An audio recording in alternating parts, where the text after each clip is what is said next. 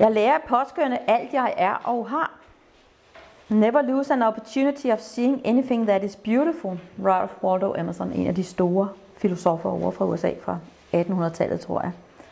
Men det er aldrig at gå glip af en mulighed for at se, at noget er kønt, skønt. Jeg ved ikke lige, hvordan vi skal oversætte beautiful i den her sammenhæng. Fordi vi kan godt komme i sådan et mode, at vi kun kan se alt det, der er forkert. Alt det, der er for dårligt. Alt det, der ikke er rigtigt. Hvis vi skal have fred i verden, så skal vi starte med freden herinde. Så taknemmelighed og påskyndelse er en af vejene til det. Der er jo nogen, der gør, at de skriver taknemmelighedsdagbog. Jeg husker Oprah, da hun var meget på et tidspunkt, så var hun meget inde for den der gratitude journal.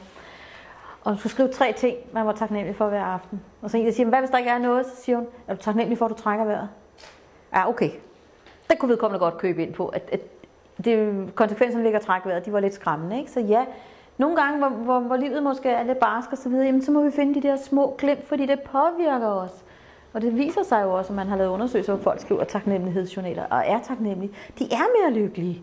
Ikke fordi deres liv umiddelbart måske ser mere lykkeligt ud end andres. Men det betyder noget, at de har den der taknemmelighed. Jeg vil gerne have, at I går ud og finder et eller andet, I kan påskynde i naturen. I må selv bestemme, hvad det er.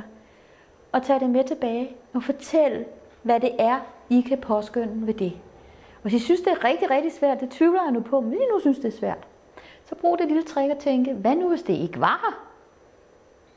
Hvad nu hvis det ikke fandtes i mit liv? Hvordan ville det være? Så hvordan kan jeg påskynde, at det rent faktisk findes i mit liv? Og jeg snakker ikke om noget stort og fancy. Det kan være et blad, det kan være en sten, det kan være noget af vandet fra Mølleåen, hvis I kan have det. Eller hvad I nu kan finde på.